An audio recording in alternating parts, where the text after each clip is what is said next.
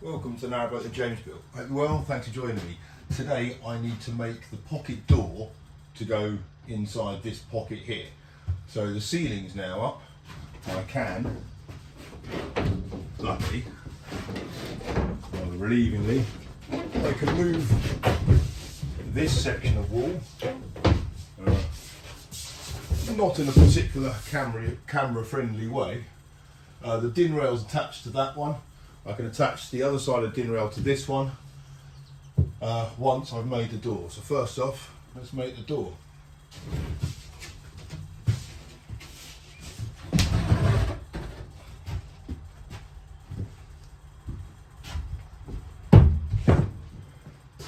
Right, these pocket doors are made up of 3 sheets of ply. A 5mm or 5.5mm sheet is sandwiched between 2 9mm sheets.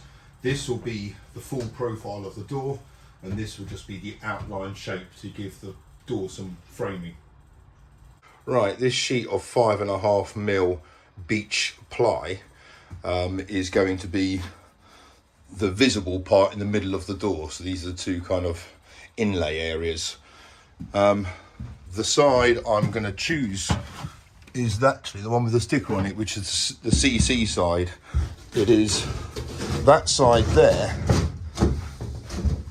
is the higher quality side, but in terms of patterns, I think that side is much nicer. So I'm going to see if I can work out what the position of the actual outline of the frame, so I got these nice attractive bits possibly in the middle if I can, or certainly kind of on display.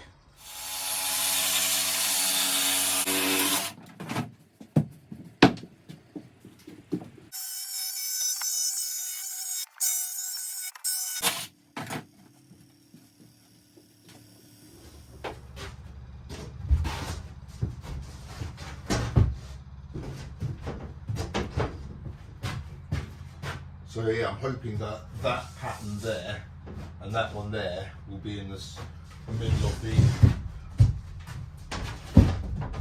kind of the panel part of the door. That look nice. Right, now I just need to profile all this down so basically it fits the hole.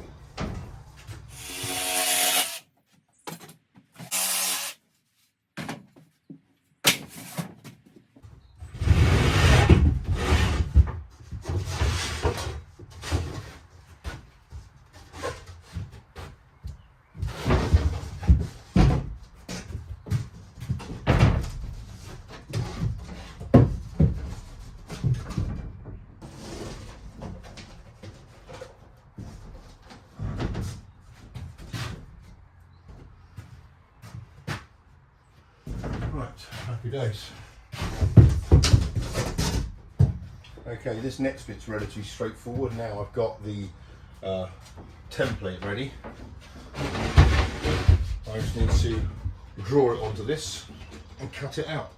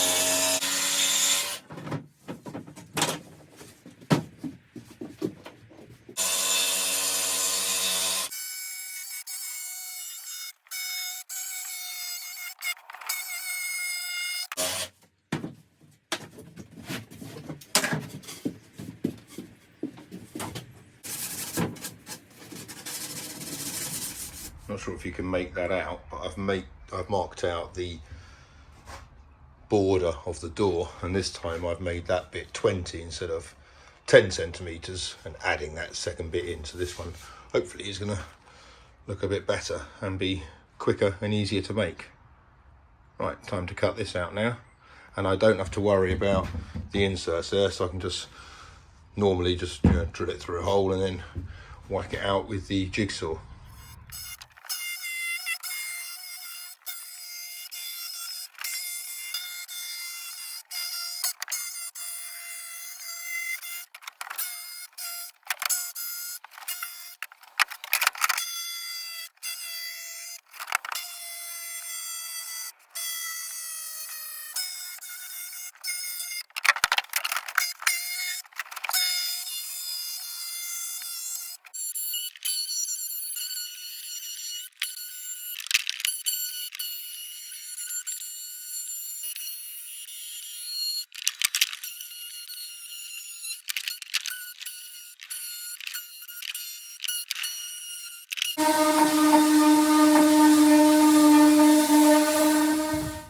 Right, it's been sanded back a little bit, the edges, certainly the inside ones. Now I can take it apart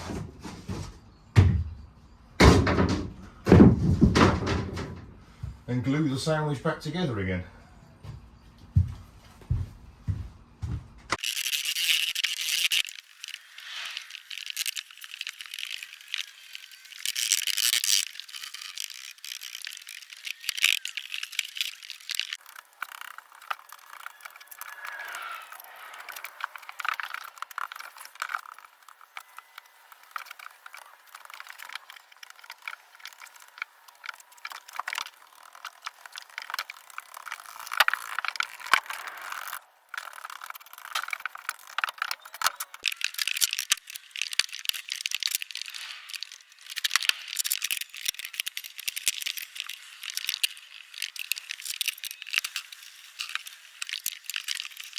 What I want to do, I really do need to leave this 24 hours for the wood glue to go off, and then I can go on with some of the walnut varnish. So whilst I've got that out, or I'm going to be getting it out, I'm going to start doing the walnut varnish on the kick plate and the bit around the fireplace. So I've had a sweep up, now I've just got to sand it all back, have another sweep and a hoover, and then start varnishing.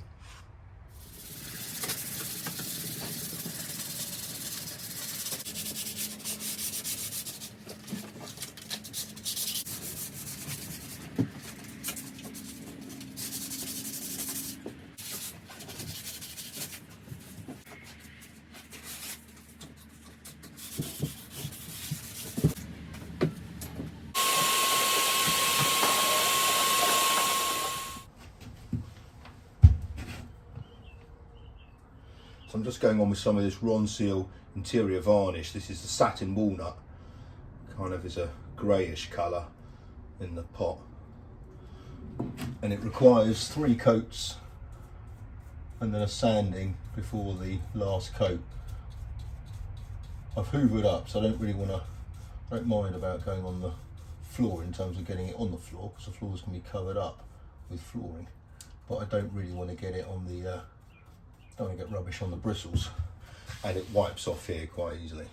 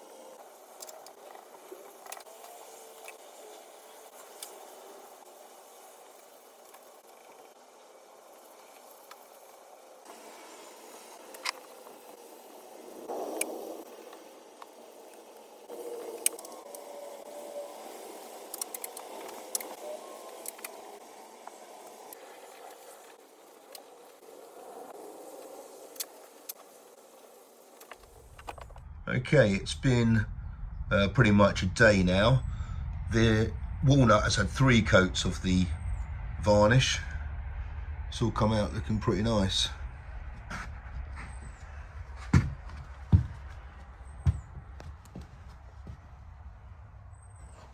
So I've got a bit of cleaning up to do on the actual cupboards. But yeah, that's all looking pretty decent. But it also means that the glue on the door has dried.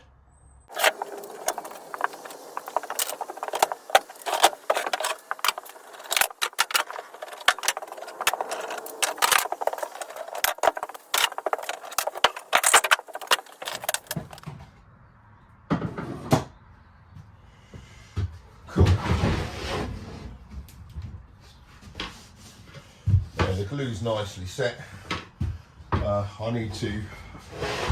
started going around the inside to sand all the edges back and get them as good as I can, because I think on this bit of trim here I might see if I can varnish the inner bit of the end of the 9mm ply.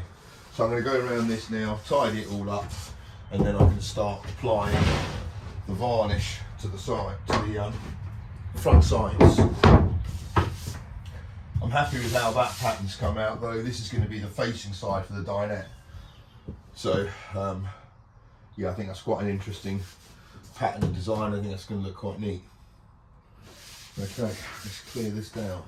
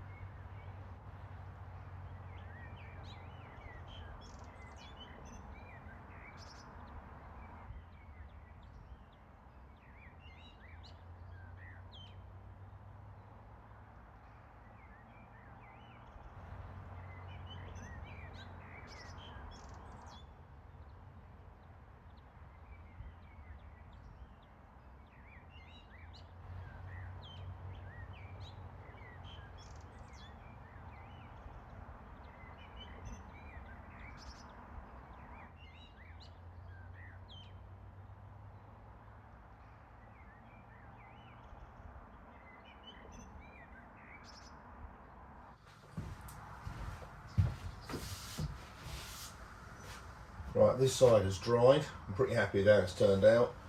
I've glossed the inside of that, so now I can turn it over and do exactly the same again.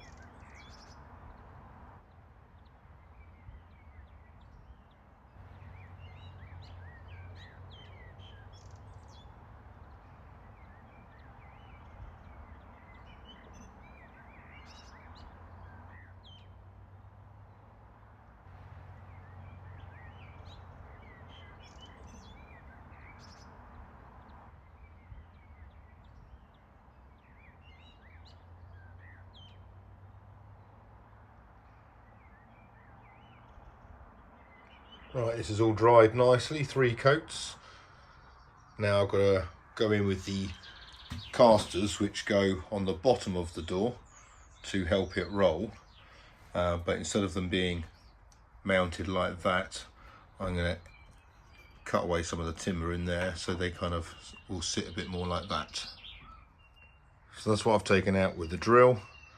And the idea is to chisel some of that out so I can squeeze that in and then secure it in place. Right, there we go.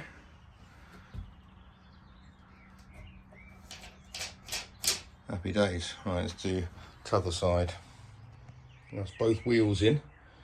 Now I can put the runners in at the top.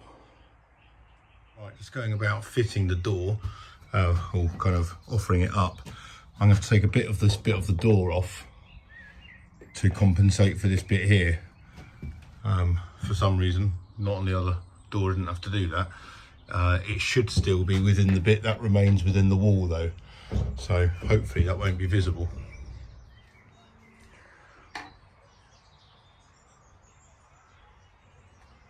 Right, I've just offered the door up.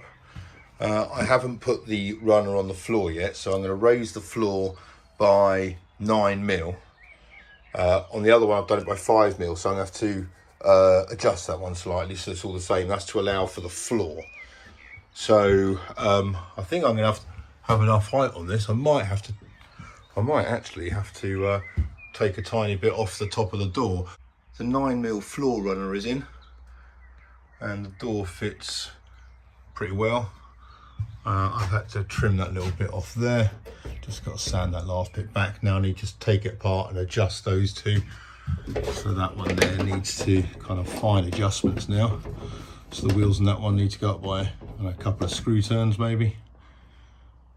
That one needs to come down a bit. Right, the rollers on the top are level with the din rail. The casters on the floor are on the floor. Now I need to offer up the other side of the wall with a din rail on it and trap it in place and see if it works. Right, I've attached the din rail to this piece and put some spacers at the ends. Now I'm hoping I can offer this up and trap that bit in place. Right, the door's in and it's hung. It's pretty tight on that edge there. This wall needs to be kind of pulled back a bit, and it will do once the unit's been put on there. But what I've done is I've got a spacer in there, basically the thickness of the door plus another 2mm, and now I've got spray foam this gap here to keep the kind of to bond the this wall to the ceiling, and it'll stop any flex. You see at the moment there's quite a bit of flex in there, and that's moving the rail, so this will stop that.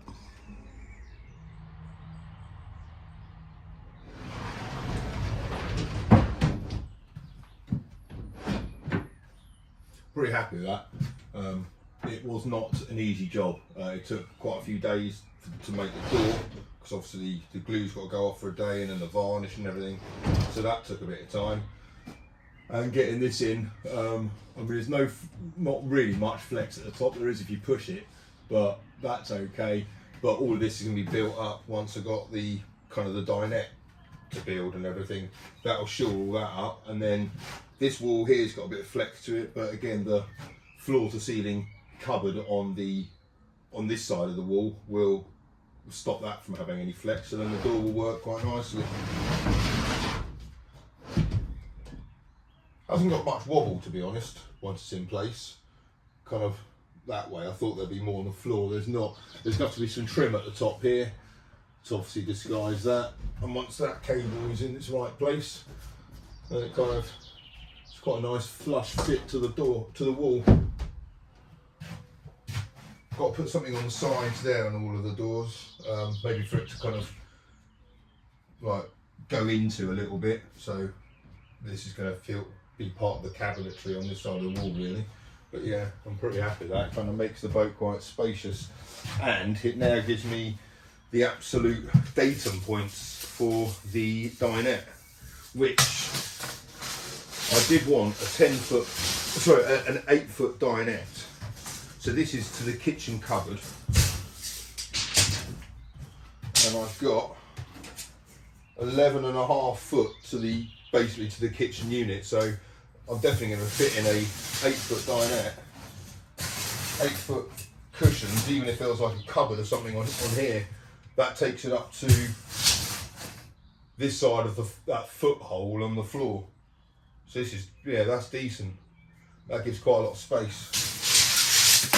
Cool, yeah, this is alright. I've got one more pocket door to make, which I'm kind of questioning whether I should do it anymore, because this was a real palaver and I turned the air blue getting that thing in, if I'm honest, but it's in, so yeah, I'm kind of reluctant to do another one.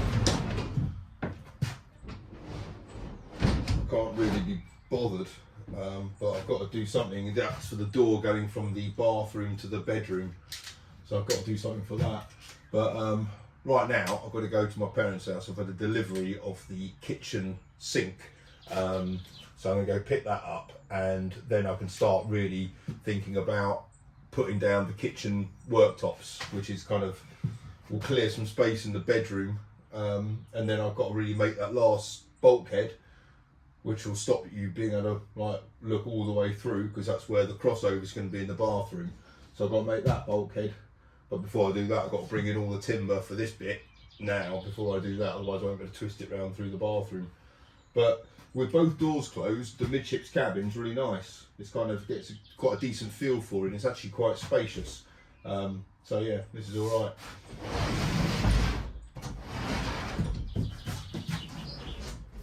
Going back in there.